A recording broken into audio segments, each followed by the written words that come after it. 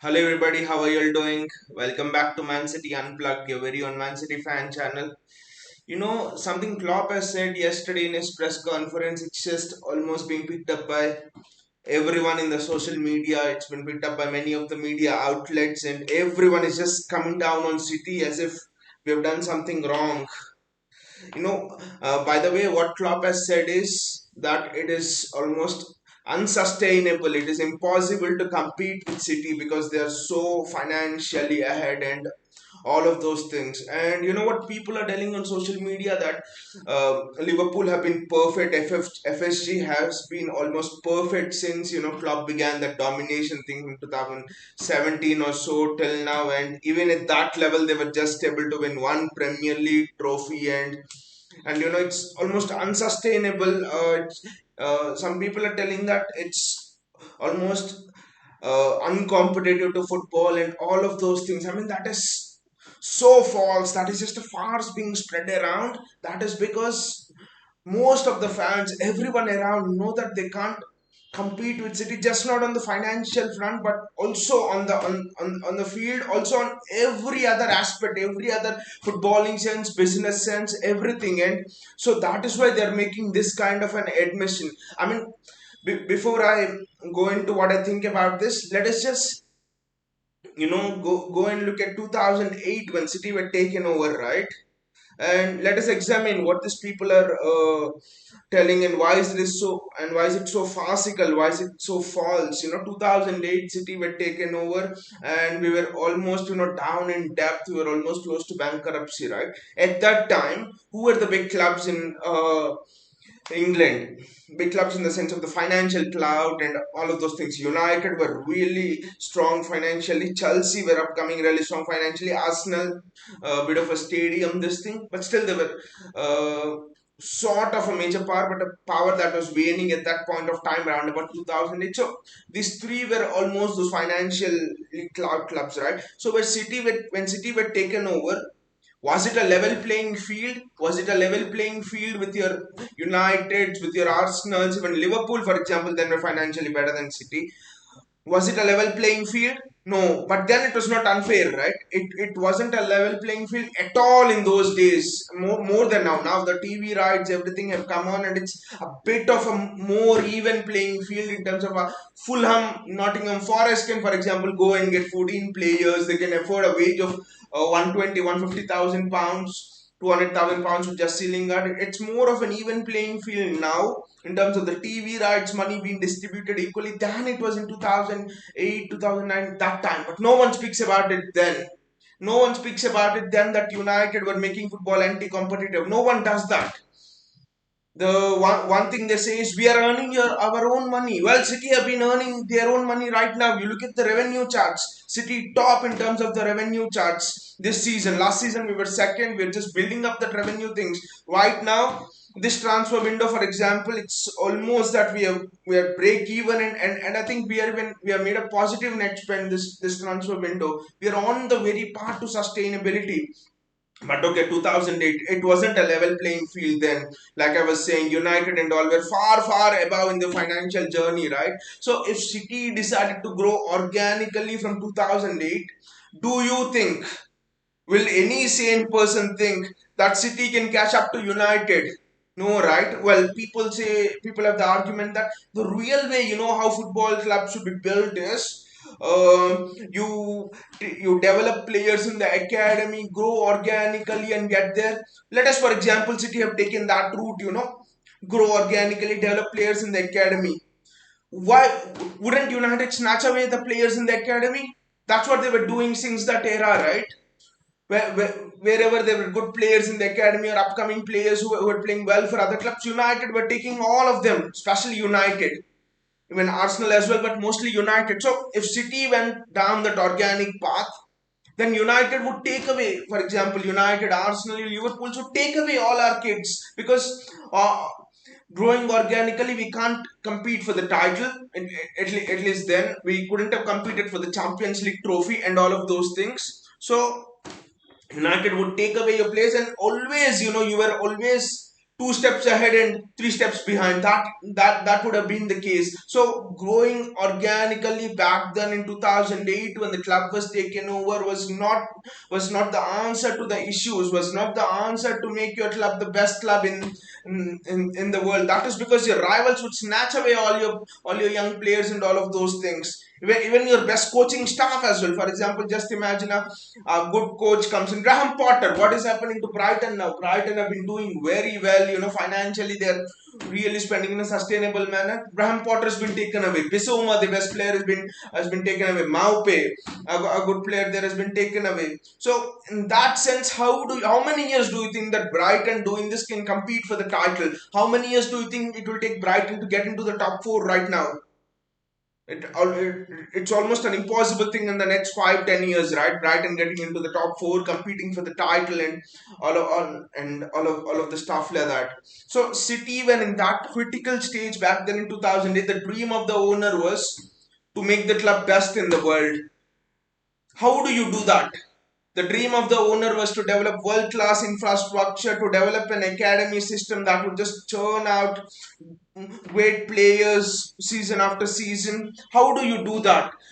The goal of the owner was to build almost a new business model that has not been seen in the footballing structure, in the sort of footballing management world at all. So how do you achieve all that? You achieve all that from investment. See, it's almost the same as, you have a new company, right? You have a new startup or a new business. What do is it always sustainable to grow it organically? It's not, especially when you're focused on growth, especially when you think that your competitors could overtake you, especially when you think it's not a level playing field. What do? You have another competing business who's much more richer, who's in the game for 20 years, 2 decades. What do then? Do you still grow organically? You can never take market space like that. So it's the same thing. City wanted to focus on growth, and when you are focusing on growth, generally you spend money upfront, and then in the next back end you get the results, you get your return on investment. So the plan for at least the first 8 to 10 years was investment from the owner, and then after that we were more focused on the return on investment. So in a way, if you see, all of the fans of the other clubs are on the flip side, they're crying out. United fans, for example, every other day they have complaints about Glazers not putting money into their club, taking money away from the club. And on the other hand, you have cities owners who are readily putting money into the club, which is the right way. Obviously, what cities owners are doing is right. They're caring for the community around them. You see how they've developed the area around Greater Manchester. You see the way they have improved the academy system. You see the way they have structured the club right from bottom to top, everything. How is it possible without owner investment? And the goal was always to make the club sustainable, but you can't make the club sustainable without it, making a machine that can earn revenues, without making it a team that can play wonderful football, a team that can attract great players, a team that can capture markets. And to do all of that, you needed to spend money. And the money was also not splashed like sort of your Chelsea did or your Blackburn Rovers did and all. It was spent in a structured way. It was spent in a way where even the great business minds of this world will be absolutely satisfied with the way we have structured this 10-year plan year on year. We have improved the quality of the players, we have improved the quality of the managers, and after that we have reached Pep Guardiola's era is where we're almost reaching that stage of sustainability. So every step that has been done with this club has been done in a structured way, has been done in a way that makes sense, both financially, both footballing wise, everything. Never has been an aspect of business. The beautiful thing about this club is never has been an aspect of business been overly compromised for a footballing sense, like a Glazers do, for example, or like even Conky did with Arsenal and all of those things. Football was always the priority at this club, and it was almost neatly managed. And then the city football group, that will also be a revenue generating machine where we have stakes in almost many small clubs around the world that will generate revenue now. So we are almost on the path now of sustainability where where there's no need of owner infused funds right now. So we are on so much of a sustainable path right now that if suppose the owner leaves tomorrow, which I really don't want to. But if the owner leaves tomorrow, the club can still run on its own. That is how the systems have been placed. Maybe the system, even the systems are not like this in place. At Chelsea, for example, they need owner-induced funding, but the structure of the city football group, the academy system for us, it was always focused towards achieving sustainability. And by the way, this Erling Haaland transfer, which everyone is telling, okay, I do agree, it's not 60 million pounds, it's somewhere way more. The package is way more, 300 400 million pounds. But you just look at it in a business sense, right?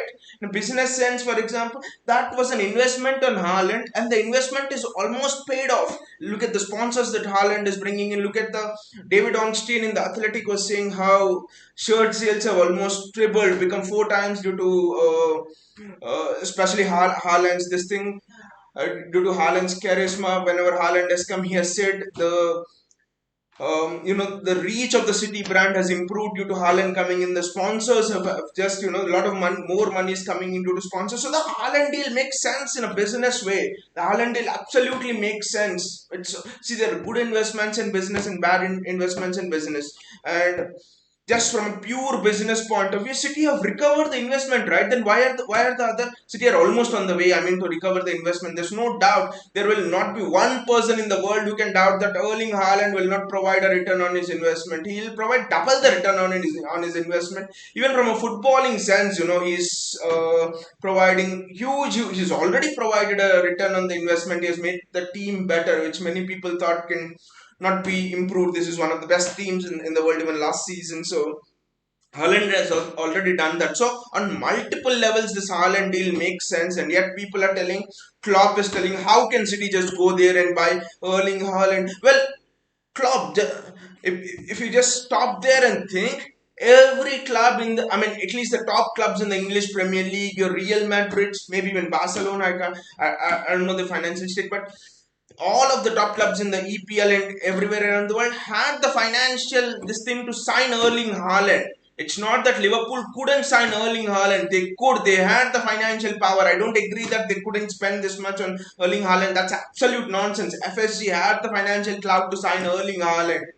Real Madrid obviously had the financial clout to sign Erling Haaland, but why did Erling Haaland come to City? We moved for him faster. We were proactive in the transfer window. We spoke with him in terms of the conditions and stuff. We accepted his conditions. We sold him his project, and he was very happy with the project. So the signing of Haaland's transfer was more than money. It was a signing about the development of Erling Haaland. It was signing where Erling Haaland believed which place, which coach would have been the best for his development and stuff. So I don't agree that only City could afford Erling Haaland. Well, United could have afforded Erling Haaland. It's just that he didn't want to play in the Europa League and stuff. Chelsea could have easily afforded Erling Haaland, and no one flashes an eyelid on Chelsea, for example. When they keep on spending 70 80 million pounds, silly pounds on defenders and stuff, and we have a positive net spend, by the way, this season, and our revenue is, and we earn the highest revenue in England, especially this financial year if you check the reports. So we are earning our own money, and the first 10 years, I agree, the owners needed to put in money for all of the things I've said. We were focused more on growth, just like any startup or a business that comes in, and now the return on investment is coming. I mean, you can't compare us to clubs like PSG, for example. Look at PSG over there. What is happening? They have money. They've spent a huge bucket loads of money, and yet they have not won the Champions League. Have PSG won the League One in all of the years under their ownership? They haven't, right? At least in two of those years, they've lost the League One championship. That is not the thing with City. So PSG is in a disarray and everything. So money is, well, it's good to have money, good to have investment done to your club, but success of a club in all levels, it depends on other major decisions. It it it depends on how good of a structure you have, right from the top to the bottom, right from the grassroots level. So I absolutely don't agree with what Jurgen Klopp has said, and Jurgen Klopp, by the way, is more dissatisfied, is more angry at FSG, and he can't speak about it in the press conference. That's his limitation. He's angry at the FSG for not signing a Chouamini and not signing a Jude Bellingham, for example. He's unhappy with FSG for not giving him a good Sadio Mane replacement. He's unhappy with FSG for not giving him more money to buy the attackers that he wants. Well, if Liverpool are earning the money, which they which they do, they have the fourth or fifth best revenues. Where is the money going? Why is all of the money not being invested into the footballing project? Uh, is the investment in Liverpool equal to the money their revenue they're generating? How much of the money is going into the owners' pockets? No one asks these questions. The only question which fans of other clubs ask is, oh, how can City be allowed to spend that much? We haven't spent owner money in the last 2 3 years. In the last 2 3 years, what the club is doing is, sustainability, going towards sustainable growth and stuff. We are earning our money and spending right now, and the path to sustainability will continue more. And if you ask me, the estimate in the next 5 years is to produce more and more people from the academy, and that is the aim of the next 10 years of this project, to produce so many players from the academy that you don't have to rely on the transfer market for buying players at all. So you see where this project is going. I know why Chelsea fans are irritated. They are irritated because even after roughly 18 years of their takeover, still they have to rely on owner infused funds for buying players. Still they have to rely on a new owner, for example, coming in and giving so many funds. But City will not be like that. We won't stop here. We will go next in the next 5 to 10 years. We will get so many of our class of 92 groups from the academy. We are almost on the path to that. Phil Foden, Cole Palmer coming in, Rico Lewis being developed. So there are so many aspects going on. Borges is doing very good in the academy. James McCarthy is due to come back. Liam Delap is due to come back. So Julian Alvarez, for example, I know he's not from the academy, but he's a good pick. So this is just an intermediate stop for City. Erling Haaland and all of these transfers after the next 5 to 10 years, we will produce our own Erling Haalands in the academy, and that is the final destination of this club. And opposition fans are irate because they know that thing deep down in their hearts, that thing will happen, and then they are blown out of the water. They cannot do anything. By the way, I don't even care what all of the opposition fans say, what Klopp says, because deep down they know how successful of a project this has been till now in over the last 13 14 years, how it has redefined the way football is managed around the world in terms of in terms of balancing the business aspect and the footballing aspect of things. What all of the American owners have got wrong in terms of your FSGs, in terms of the Glazers, in terms of Roman Abramovich of Chelsea, for example, we have got it right. We have got it spot on, and the City Football Group will mean that we have our scouting network in our own backyard. The machine, as I say, is just beginning to roll now. The City machine, in terms of producing players, in terms of cutting off the dependency from the transfer market. Then when that happens, when we don't buy a lot, when we have positive net spend season after season, then let me see what anyone says. So right now it's a common part. It's a common phase in any business, not just football, in any business. For example, any startup, for example, if you see owner infused funds focused on growth, and we're moving away from it. Next 1 2 years, last 1 2 years, we are not dependent on it, and will in the next 5 to 10 years, this club will be totally sustainable.